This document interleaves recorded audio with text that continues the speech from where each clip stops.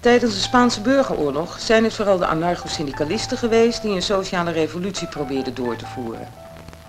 Voor de anarcho-syndicalistische vakorganisatie CNT was de sociale revolutie het enige juiste antwoord op het fascisme.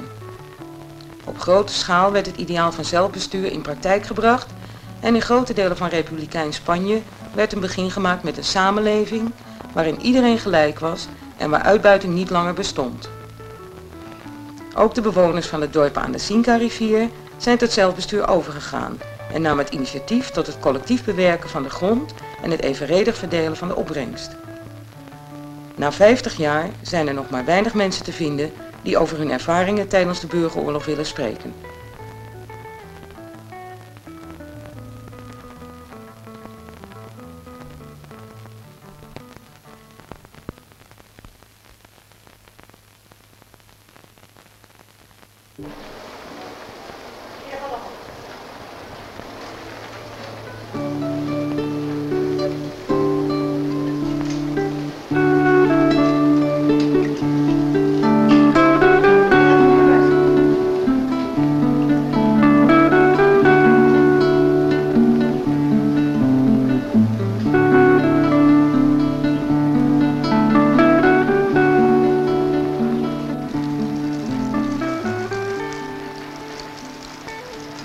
Yo soy José Otto Ezquerra, nacido y natural de Albalate de Cinca, propietario de una parcela al norte de los Ballestares, al norte.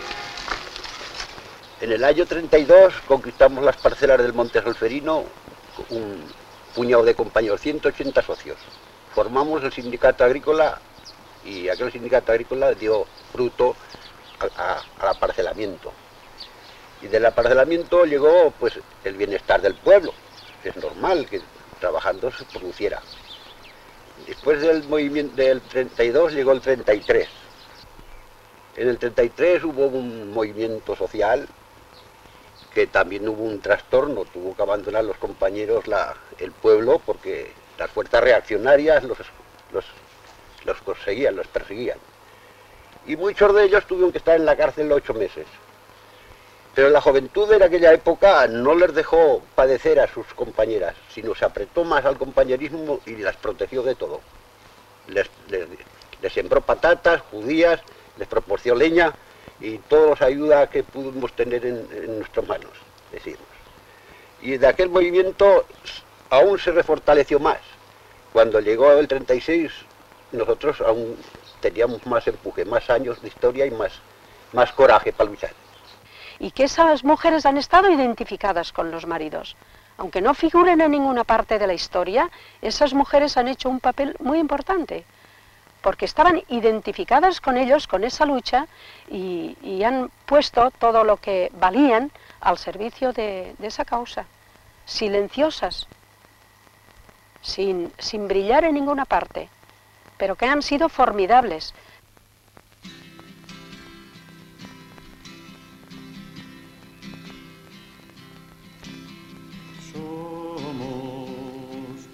Esos viejos árboles, batidos por el viento que azota desde el mar. Hemos perdido compañeros, paisajes y esperanzas en nuestro caminar. Vamos hundiendo en las palabras las huellas de los labios para poder besar. Tiempos futuros y anhelados, de manos contra manos, izando la igualdad. Somos como la humilde adoba que cubre contra el tiempo la sombra del hogar. Hemos perdido nuestra historia, canciones y caminos en duro batallar.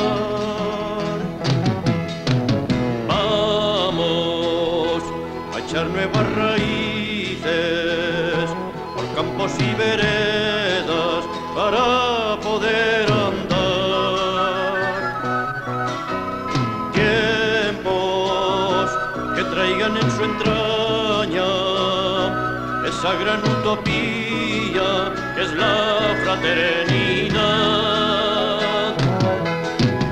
Somos igual que nuestra tierra, suaves como la arcilla, duros del roquedal. Hemos atravesado el tiempo, dejando en los secanos nuestra lucha total. Vamos a hacer con el futuro un canto a la esperanza y poder encontrar vientos cubiertos con las manos, los rostros y los labios que sueñan libertad.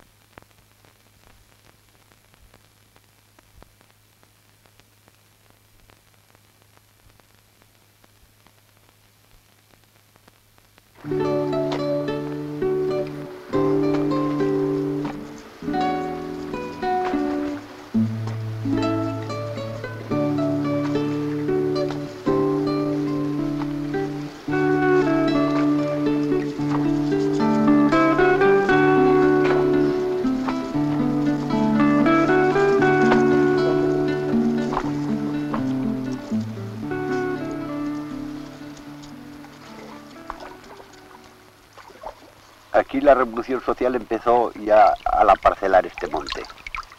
De alguna manera era colectivo ya y la transformación llegó de ahí. Pero la definitiva era a principio de la guerra. En el 32, cuando esto fue aparcelado, toda esta red de riegos que tenemos en este monte se hizo a comuna, a colectivizado. Todos pusimos tantos jornales como fueron precisos para abrir estos riegos, que están sobre 22 o 24 kilómetros de longitud que tienen de largos. Y los hicimos picando. Solo por el hecho ese de que queríamos ser libres, queríamos salir de la esclavitud, queríamos salir de la explotación del hombre por el hombre. Y todos unidos podíamos alcanzar esta obra. Esta obra, ponerla en riego y comer de ella. Ese es el primer paso que dimos de la revolución que nosotros perseguíamos. Y a continuación, pues, como hubo tantos cambalaches, en el 33 llegó el movimiento ese y nos encorrieron y nos paralizaron la obra y lo desturbaron todo porque unos quedaron apresados, otros tuvimos que recurrir a apretarnos más, a favorecernos más, a ser más compañeros y paralizó la obra. Y hasta el 36 no volvimos otra vez a reorganizarnos a las consecuencias de la guerra.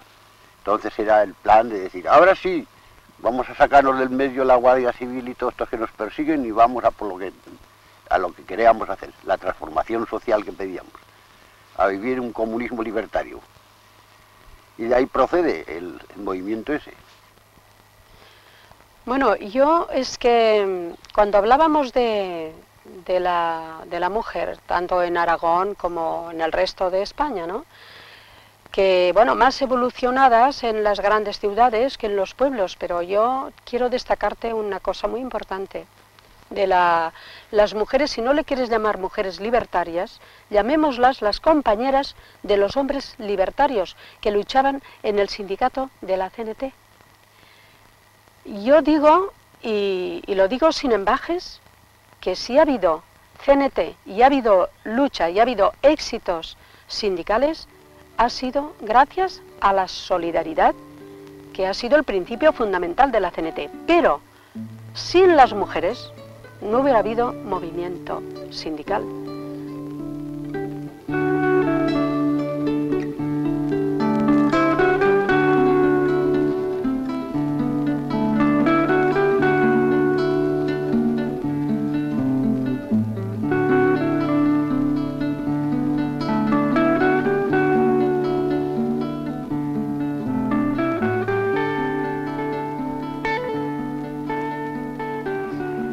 esto creo que es más viejo que comer, el que queríamos vivir en colectividad y que la unión hace fuerza, ya procede de la Revolución Francesa, a lo mejor.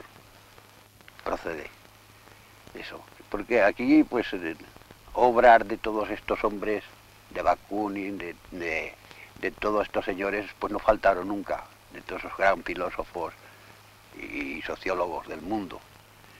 Y pues escribieron la de Procorpini, la de... En fin, todos estos personajes que la sociedad, diríamos, la colectividad esa socialista, primero y después la libertaria, todas estas han estado leídas en Albalate por personajes que las entendían, como ese Justo Val y como esos personajes que hemos hablado.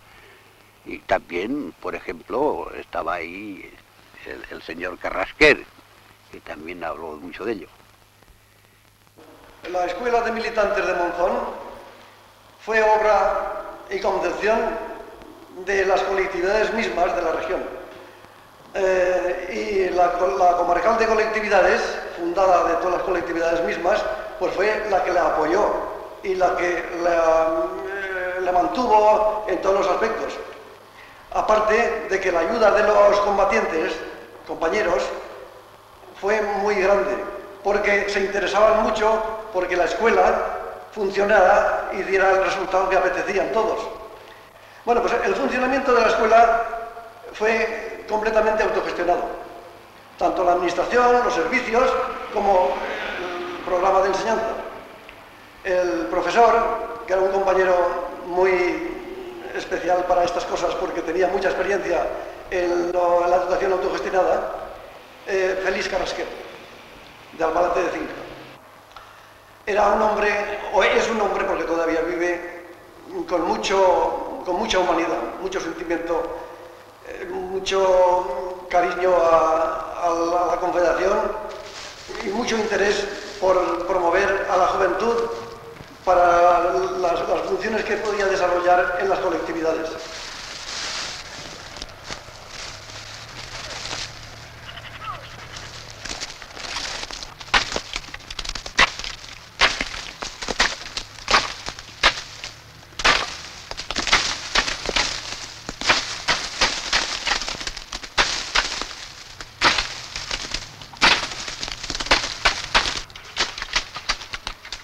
Con el pueblo entero, a raíz de la guerra, se tomó la decisión de hacer todo un bloque, ¿vale?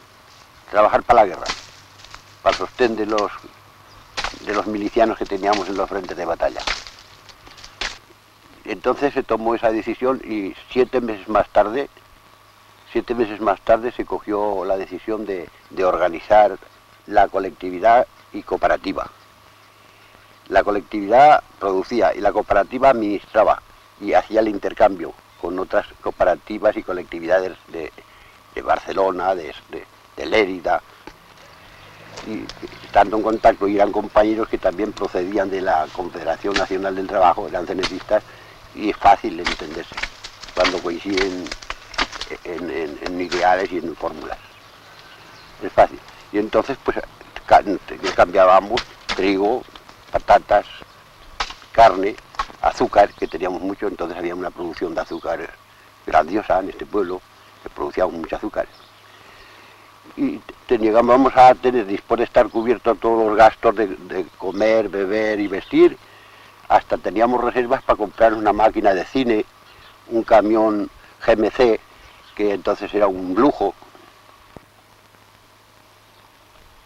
Nosotros no estábamos en contra de ese factor moneda, no la odiamos, la quitamos. Luego después fue preciso restablecer una moneda local, unos vales en cartón, que decía Comité Colectivo de Albalate de Cinca. Y eso había sellado allí un 10, un 15, según el valor que le quería dar al vale ese. Pero refirmados en la economía, no hacer más dinero que el que estaba refirmado en el valor económico.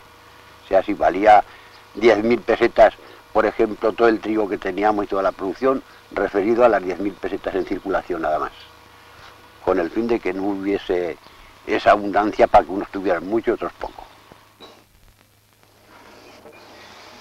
Yo era pequeña entonces, ya te dije que era pequeña.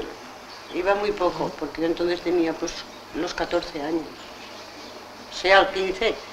Pero como tenía 4 hermanos, pues yo iba muy poco. Participábamos en lo que teníamos nosotros en casa, pero yo para ir en colectividades con las demás gentes no iba. Eso no, porque al campo, no, como era la más pequeña de casa, no me dejaban ir. Esto fue. ¿Dónde vas? Hala, pues ves, hasta luego. La propiedad, todo lo que cogíamos en la casa era para la colectividad. Eso sí. Y cuando entraron los nacionales estaba todo depositado. No te muevas, Jamia. Estaba todo depositado en el grupo de la colectividad. Todo. Y aquí no nos dejemos nada. Y al entrar, pues se lo llevaron todo. Y nos dejaron ni para poder comer. Todos los días del año había reuniones porque había que tomar decisiones cuando se debía de ir más urgente a trabajar, a regar, a recoger alfalfas o a trillar. Entonces eran faenas agrícolas que todos los días permanentemente había que tener reuniones. Y se acababa de trabajar la jornada, nos reuníamos en el centro obrero o nos reuníamos en el comedor popular de Casa Sagarra, ya que allí había que tomar decisiones de cómo había que actuar, en qué partida, en qué forma y cuántos carros habían de salir, cuántos hombres a atar alfalfa habían de entrar, cuántas mujeres estaban dispuestas a engavillar. O sea, un control, cada uno tenía un delegado de trabajo que se le llamaba, que decía, yo para mañana 5 individuos tienen que actuar en tal partida, el otro día yo para mí 6, para mí 7, para mí 9. La distribución lo venía allí y ya no tenían otra necesidad que decir, mira, ya lo sabéis, mañana tal parte. Este era el control que se había de llevar en la agricultura. No quiero que fuera perfecto, no quiero que a lo mejor hoy no servía, pero para entonces servía, para el control de un estado de guerra que vivíamos era conveniente tener ese control, porque no hubiera algún pillo. Aunque respondían, había un sector de facciosos que buscaban siempre la forma de desimirse, de no entrar. Y en esta forma no podían faltar al Tajo, no podían faltar, era un control que había que llevar. Porque si no te habían hecho la burla ya, como era una libertad tan preciosa que ninguno le cogió represalia contra nadie. La mujer, claro, me parece que a este propósito, si tú quieres saber la actuación de la mujer en aquel momento, hemos elegido mal lugar, porque era un pueblecito muy, muy pequeño. Y bueno, lo que yo vi allí era que la mujer pues participaba de una manera natural en todos los problemas que surgían al paso. Eran reuniones informales donde se trataban los asuntos, los problemas del día o de la semana con la mayor sencillez. Nos reuníamos todas las noches para organizar el trabajo del día siguiente. La mujer más que no se interesaba por el trabajo del campo, ese rol estaba bien definido. El hombre, el trabajo al exterior y la mujer a ocuparse de los hijos y del hogar.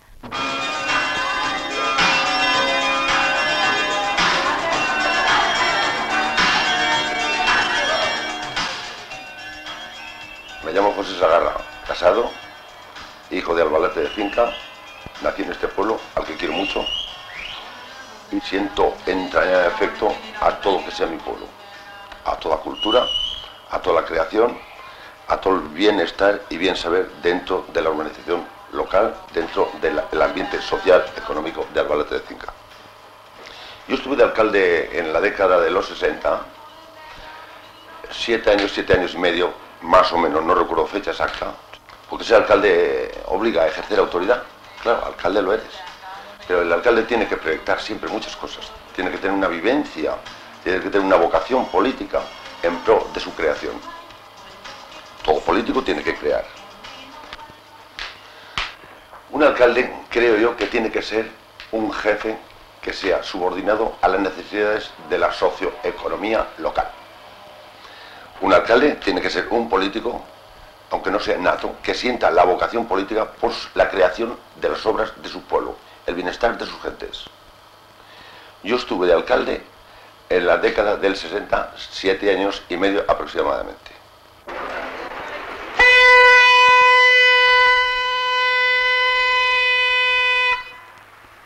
Todos que quieran comprar géneros de punto de varias clases, ropa interior de señora, de caballero y de niños, pantalones, camisas, faldas, batas, vestidos, jerseys y chaquetas de todas las tallas y colores. La María de Lérida lo vende en la plaza. Todos que quieran comprar flores naturales y artificiales, abono y sulfato para las flores, en la plaza se venden. La leche va muy floja, ¿verdad? La leche que la pagan barata. La pagan barata. ¿No la vendáis? Pero no puede ser, ¿eh? ¿No la vendáis? Del palacio. Pues éramos muy jóvenes aún entonces, pero había bailes, bailábamos con gramola, hacían teatro, los chicos más mayores, pero del pueblo, todos de la parte de izquierda, digamos, la parte nuestra. Intervenían y hacían unos programas muy bonitos, y nos divertían mucho.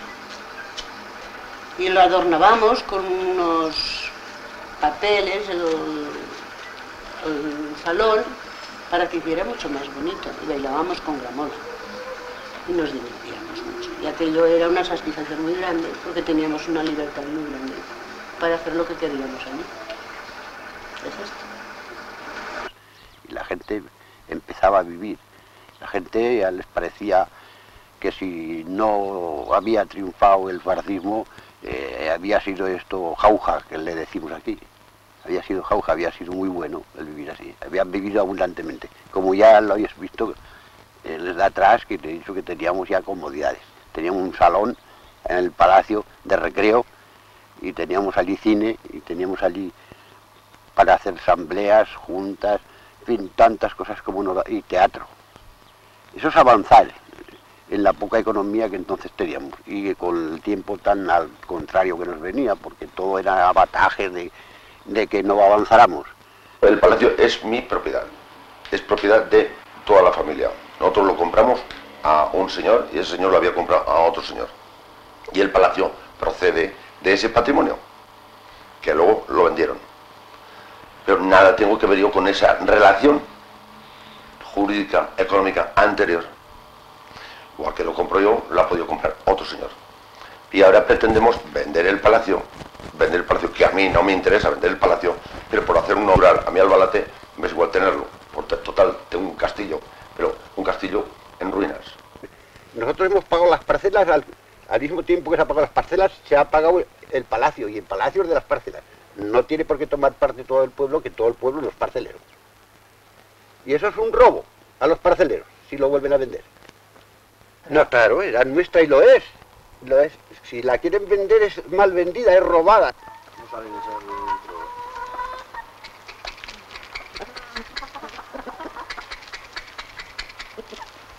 La pata no se han trabajado.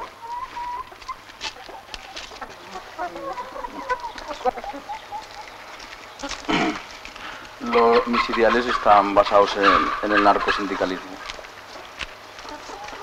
Pues no significa ni más ni menos que una línea completamente libertaria,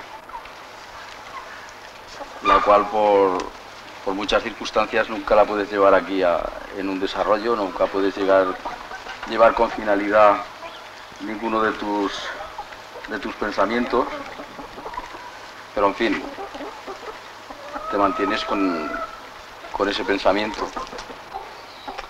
Es que debido a la gran represión que hemos tenido durante la dictadura y 40 y tantos años, pues esta represión no ha dado lugar a que pudiese lucirse ninguna ideología social ni se desarrollase nada que estuviese con acuerdo en mi forma de pensar.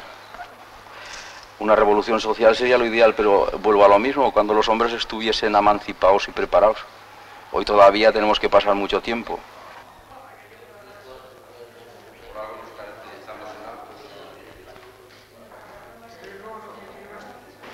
Compañeros, amigos, queremos agradeceros vuestra asistencia a este acto que hemos preparado para dar una oportunidad de saber el medio de enseñanza de nuestros ideales. El compañero Félix Carrasquer hará unos comentarios sobre sus experiencias. Yo creo que el compañero Félix podrá empezar ya en la charla que hemos anunciado. ¿Félix? Amigos y amigas, buenas tardes, porque ya es por la tarde. Como se ha anunciado que vamos a hablar sobre el valor de la educación visto desde el ángulo libertario, yo ya desde muy niño me di cuenta que la escuela oficial castraba a los niños y que allí se encontraban muy mal. Yo, por cierto, no estuve en la escuela. Fui un día, el maestro me quiso pegar y no volví más. De ahí partió mi interés por la educación. Pero me di cuenta también que no se podía transformar la sociedad si no transformamos previamente la mente de los hombres. Y ahí que pensé, sin educación no puede haber auténtico cambio social. Y empecé a prepararme en ese terreno. Y para mí, el estar en la escuela esa, el haber sido alumno, ha supuesto una cosa muy interesante. Primero, conocer la ideología confederal de CNT, del movimiento libertario, que precisamente yo no conocía en absoluto. Luego, pues, me he formado de un modo muy diferente que me hubiera formado yendo a una escuela normal, porque precisamente las escuelas de estos pueblos, las rurales, eran muy deficientes. Y antes de casi empezar a poder deletrear, tenías que salir de la escuela por los medios económicos para subsistir. Total, que empezamos las clases y todo fue muy bien. Es la clase más hermosa que he visto y volver a ver en mi vida, porque había niños y niñas de 6 años y mujeres y hombres de 60, algunos analfabetos, ¿no? Y empezamos las clases. Constituimos un grupo cultural que lo legalizamos y empezamos las clases. Y así se establecía un principio de igualdad de oportunidades que impide por completo que haya jerarquías ni burocracias. Vivíamos en una fraternidad completa y no hubo peleas. ¿Es verdad o qué? Sí. ¿Es verdad? Exactamente. ¿Hubo peleas entre nosotros? Era una verdadera comunidad. No, nunca. ¿Qué? Nunca. Bien, pues esto quiere decir que los libertarios teníamos una idea clara de cómo se puede mejorar la sociedad. Así que tengo que decir que en Monzón, en la escuela de Monzón, a partir de ahí se crearon las mujeres libres de Aragón. Y que las mujeres libres intentaban liberar más a la mujer. Y la participación de la mujer en Aragón fue un ejemplo maravilloso. Y yo le dejo la palabra a Mati para que nos diga como mujer qué es lo que vio ella en este aspecto de la emancipación femenina en la época de la Revolución.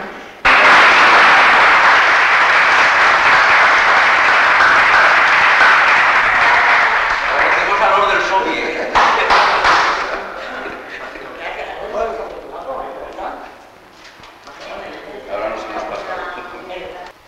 Bueno, yo lo que puedo decir allí de la mujer es que al nivel de aquella época es que hay que comprenderlo, porque hoy las mujeres estudian como los hombres y tienen otro nivel cultural, pero aquellas mujeres del campo, pues sí se puede decir que eran analfabetas, pero con un sentido de la solidaridad extraordinario. Yo creo que aquí también los compañeros han faltado un poco, no todos, hay excepciones como en todas partes, pero de interesarla lo suficientemente para que se inmiscuya de una manera más abierta en los temas sociales. Más bien, en muchas ocasiones, la mujer era un freno. Bueno, yo puedo decir a este propósito mi opinión en cuanto a la libertad de la mujer, que no la pondré nunca en cuarentena, la libertad de la mujer. Pero si la mujer no es libre, no podremos establecer una sociedad libre, porque la educación de los hijos se hará de una manera torcida, no se hará bien, si la mujer no conoce los problemas sociales como el hombre. Nosotros entonces no estábamos ausentes del amor libre, no lo practicábamos tan preocupados por otras cosas. No nos dio tiempo. hasta ahí no pudimos llegar, esa meta estaba prohibida aún. O sea que vimos hacer el amor libre y han vivido el amor libre, han vivido el divorcio en aquellos momentos, cada uno se acomodó a medida que les dio la gana, unos han seguido bien, otros les ha ido mal y así sencillamente ha sido la vida. Pero lo practicó alguno, ¿no? Claro, muchas parejas sí, fueron muchas que viven aún en Francia, que viven en otros sitios. Un tal con José. Nosotros en aquella época no podíamos practicar el amor libre. Está prohibido. Estaba prohibido, teníamos que casarnos por la iglesia, porque por lo civil tampoco, también era una cosa muy... Estaba fuera de No casaban. Entonces teníamos que hacerlo por fuerza por la iglesia. Contra nuestra voluntad, pero lo tuvimos que hacer así. Es que el matrimonio civil no era válido. No era válido si y no luego pasaba, los hijos no pasaba por la iglesia. No lo reconocían y era porque un peligro. cuando me casé me pasaba eso. Pues igual entonces. No eran reconocidos los hijos y después habías tenido problemas para llevarlos al colegio y todas estas cosas que no cuadraban con el régimen aquel. No el cuadraban. válido era la iglesia. Yo la libertad la encuentro en dos personas que se quieren, se respetan y no es lo que está pasando ahora, que la libertad la han cogido como libertinaje y lo que vivió era una represión que con el novio o con el que tenías trato no podías ni aun tocarte la mano porque eras criticada por el pueblo. Pero cuidado, que había que ser muy valiente en aquella época para hacer eso. Y yo lo sé por mi personal experiencia, porque yo era, hablando en un lenguaje grosero, era la puta del pueblo. Por eso, porque me uní, no me quise casar, me uní. ¿Podéis valorar lo que supone eso en los años 30? Mucho valor. Pues eso lo hacían las mujeres libertarias. Silenciosamente, calladamente, sin figurar en mitines, ni en cargos sindicales, ni nada de eso. Pero eso lo hacía la mujer libertaria. Y nada más.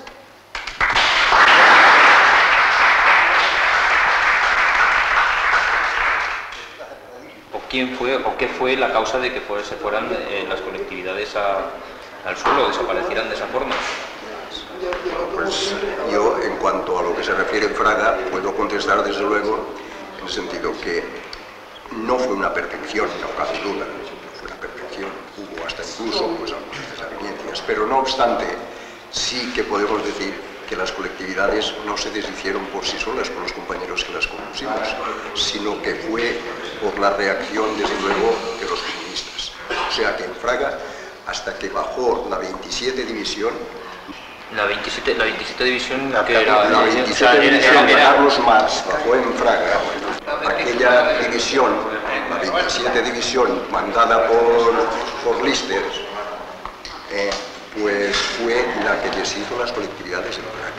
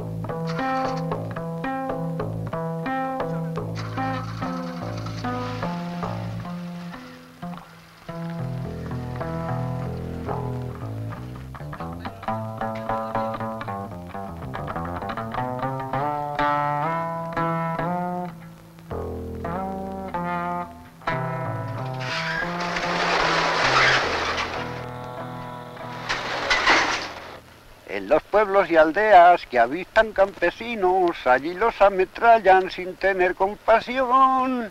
Alma de verdugos que fusiláis en las clamores, aquellos trabajadores que reclamaron su vivir. Mata a tu verdugo, no te fíes más en Lister, que ha sido el asesino de los pueblos de Aragón. Y aquí en este pueblo estuvo una brigada que se llamaba la de Carlos Mas. Carlos Mas. El nombre de ese, de Carlos Mas, eran fascistas disfrazados, más bien. Y cogieron esa represalia contra todo el progreso, contra todo el avance social que se llevaba, para descomponerlo todo. Y volver otra vez a, como ya hemos dicho, a la tradición. Ya descompusieron los comités, descompusieron las cooperativas y lo descompusieron todo, y en el plan de que esto volviera a la normalidad de la tradición. No querían la revolución social, el cambio no lo querían. Sí. Yo entonces estaba en Esplús, refugiado en el comité de Esplús, porque aquí no dejaban vivir. Nos buscaban todas las noches para llevarnos a la cárcel. Sí. Y en cambio a un hermano mío lo llevaron a Barbastro, lo llevaron a un hermano mío, y lo soltaron a los 3 días, pero lo tuvieron allí preso. A un hermano, al mayor, que murió en la guerra. Sí. Por eso te digo yo que los comunistas no son antirrevolucionarios.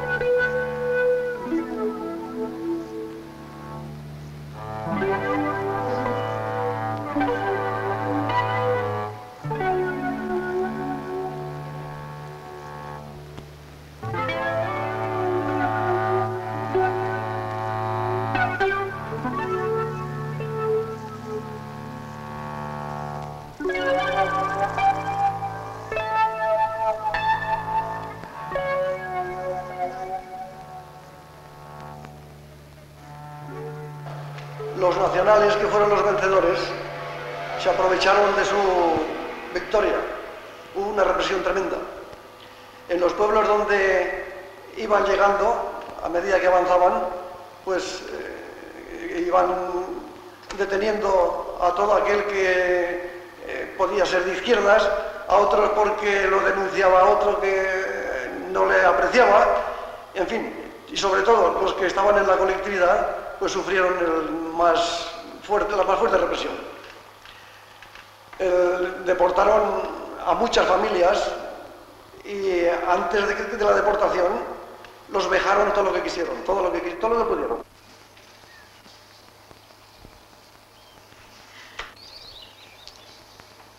Cuando los nacionales entraron en Albalate, no estaba yo aquí. Yo estaba en Barcelona. Cuando tomaron Barcelona vine aquí, que hacía un mes que habían cogido Barcelona. Y entonces fue cuando me cogieron, a los 2 días de haber venido, me llevaron al ayuntamiento, que hay una cárcel, y nos metieron allí. Allí estuvimos 2 días, o 3, no recuerdo bien. Luego nos llamaron por la noche, que fue cuando nos pegaron, y nos cortaron el pelo. Nos entraron en un cuarto oscuro. Nosotras no veíamos, pero ellos sí, porque tenían una especie de luz que ellos podían ver, pero nosotras no. Y nos pegaron con unas porras de aquellas de la Guardia Civil y medias llenas de arena en toda la espalda donde les venía. Luego, como yo les maltraté, les dije, granuja, traidores, ¿qué estáis haciendo? Entonces me dieron un golpe, no sé dónde, me tiraron al suelo, quedé desmayada. Oía, pero yo no me podía mover ni levantarme, ni hacer nada. Y entonces reaccioné un poco, me levantaron, me volvieron a pegar y cuando se cansaron me quitaron a la calle. Luego me vine aquí y al salir me dice, no hables ni grites por la calle, porque será peor para ti. Con todo mi dolor me vine a casa y aquí me quedé. Al día siguiente querían que fuéramos a barrer las calles, a hacernos una burla más. Y con que yo estaba muy enferma, pues ya no me moví de la cama. El doctor ya no me dejó marchar. Eso fue. Y al cabo de un tiempo nos volvieron a llamar, nos encerraron, que fue cuando nos llevaron a la cárcel. Y allí estuve 6 meses, y la razón era que como yo tenía 4 hermanos, y todos eran de la CNT, pero a base, al no poder coger a ellos, se vengaron conmigo. Fue todo eso nada más. La represalia que a mí me cogieron fue porque no pudieron coger a mis hermanos. Y al no poderse vengar con ellos, quisieron vengarse conmigo. Luego, pues, detuvieron a muchos, unos los fusilaron sin juicio y otros con un juicio de mala manera, nada más convencional a su manera, a su gusto. Los fusilaban, les daban pena de muerte. Otros sufrieron cantidad de años de prisión, en prisiones que precisamente no tenían mucha ventaja para subsistir, porque malos tratos, malas comidas, enfermedades, la sanidad iba por los suelos y claro, pues muchos murieron en la cárcel. Aunque no fusilados, murieron en la cárcel. Quizá hubieran terminado también ante el pelotón.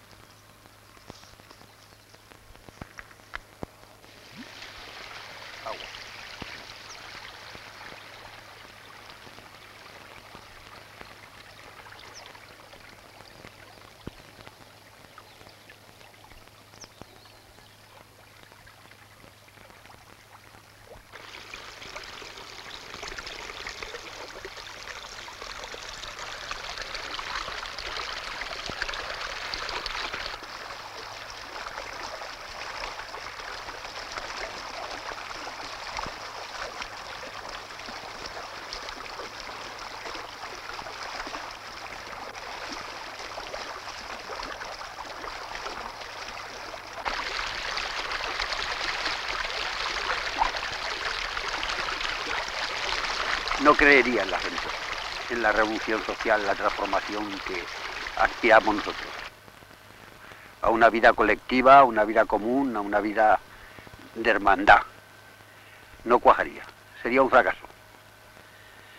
Creo que el hombre ahora vive individualmente, no está por hacer grupo, no está por hacer masa.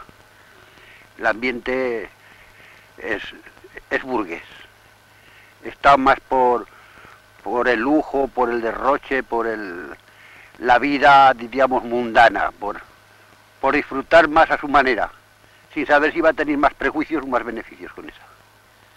No la ha calculado. De ninguna manera no la ha calculado. Posiblemente éramos nosotros los equivocados entonces, pero yo estoy en estas, en que no está equivocado el hombre, no sabe a dónde va. Esto va a pasar a la historia, a esta época también. Pasará como todas, sin pena ni gloria. Tendrá que venir una generación que más bien piense de otra manera.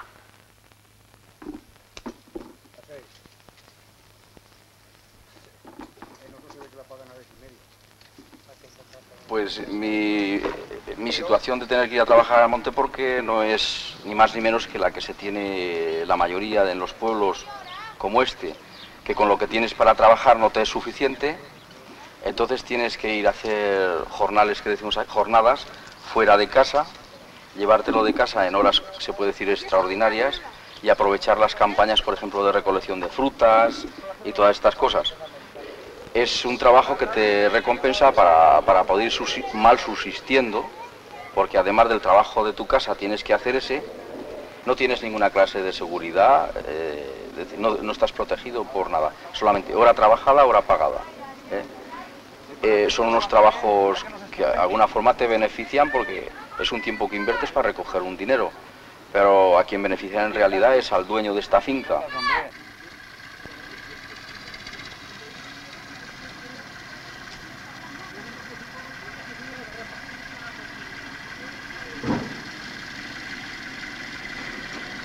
La forma de pensar esta, tienes compañeros que están lejos de aquí, en otros pueblos, pero son minorías. Entonces no tienes posibilidad de llevar a cabo ninguno de tus pensamientos y tienes que vivir con acorde a un sistema. Aunque ahora tengamos una democracia, aunque tengamos una libertad de opinión y todas estas cosas, pero como la herencia de atrás en educación y demás es totalmente contraria a esto, pues todavía tendremos que pasar cierto tiempo hasta que, no sé, tengamos oportunidad de poder realizar algo de lo que, por ejemplo, yo mismo pienso.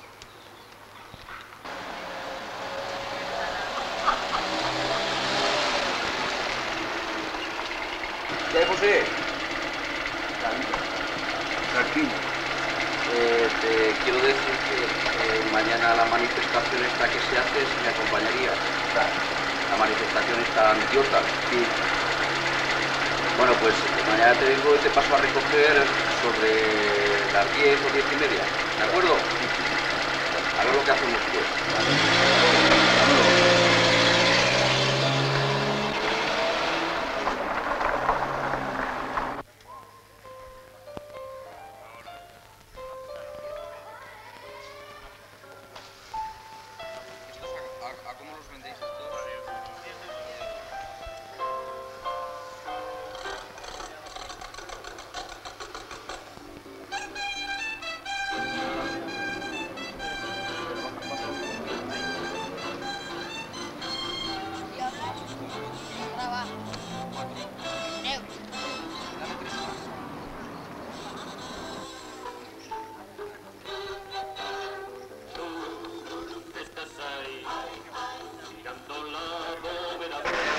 Estoy trabajando con el grupo con el colectivo por la paz y el desarme, y nuestro intento esta mañana es hacer un ensayo sobre la actitud de la población de Praga sobre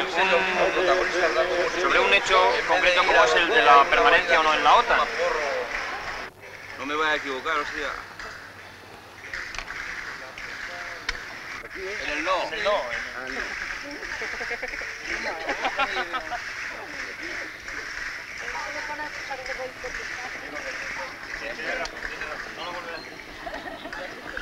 La cuestión de que estas experiencias, bueno, estos compañeros mayores hayan tenido, a nosotros nos ha ayudado mucho y nos sigue ayudando precisamente porque están ahí, están con nosotros, es una base del movimiento libertario hoy, es nuestra única base, porque somos o tenemos dos generaciones perdidas, que es la época desde la final de la Guerra Española hasta los años 75, que empezamos a tener de nuevo una relación con los militantes, con esas ideas puestas en la calle, y bueno, pues estamos como muy faltos de esas experiencias. O sea, sencillamente teníamos, y algunas veces pues tenemos nada más las ideas, y sin embargo con ellos, el hecho en sí de que ellos estén con nosotros nos ayuda mucho.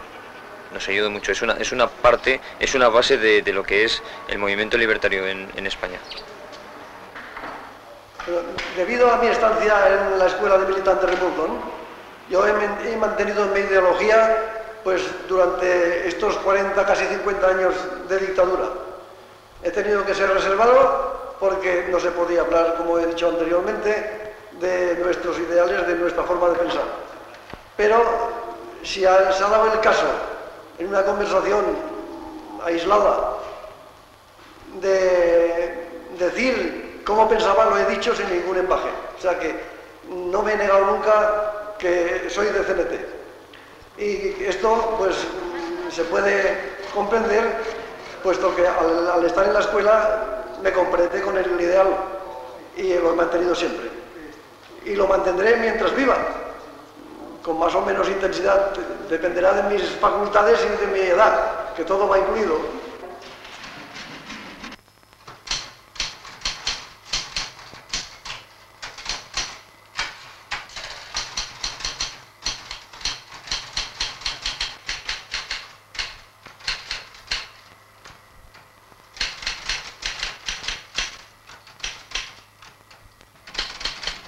Volver a constituir una escuela de militantes muy superior a la que tuvimos en Monzón, para actualizar lo libertario con las condiciones científicas y humanistas de hoy. Pero eso querría hacer, volver a constituir un centro cultural para enseñar al mundo qué es lo que supone ser auténticamente libertario. Necesita más que nunca, porque hoy la mayor parte del mundo, de la juventud sobre todo, es libertaria en el fondo, pero no lo sabe. Es libertaria en cuanto rechaza a la sociedad, está en contra del gobierno, en contra de la política, en contra del militarismo, en contra de casi todo, pero no sabe hacia dónde ha de marchar para superar esta sociedad. Por tanto, esa juventud necesita que se oriente, que se le dé caminos, para que aproveche su energía y sea capaz de constituir una sociedad verdaderamente solidaria.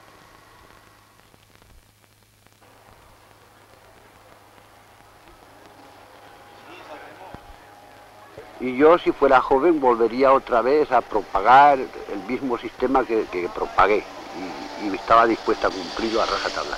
Sería colectivista y sería humanista y sería hombre laborioso para todos.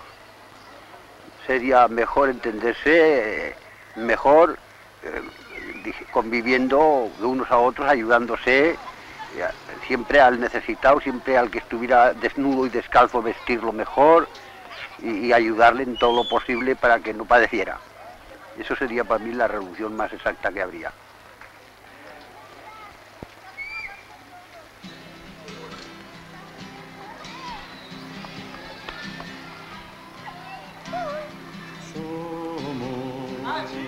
Como esos viejos árboles batidos por el viento que azota desde el mar.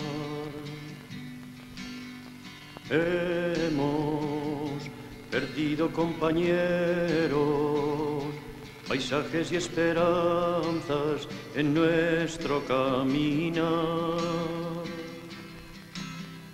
Vamos hundiendo en las palabras las huellas de los labios para poder besar.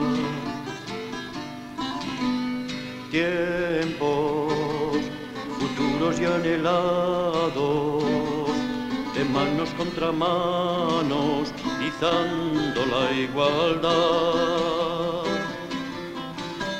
Somos como la humilde adobe va, que cubre contra el tiempo la sombra del hogar. Hemos perdido nuestra historia, canciones y caminos en duro batallar. Vamos a echar nuevas raíces por campos y veredas para poder andar. Tiempos que traigan en su entraña esa gran utopía que es la fraternidad.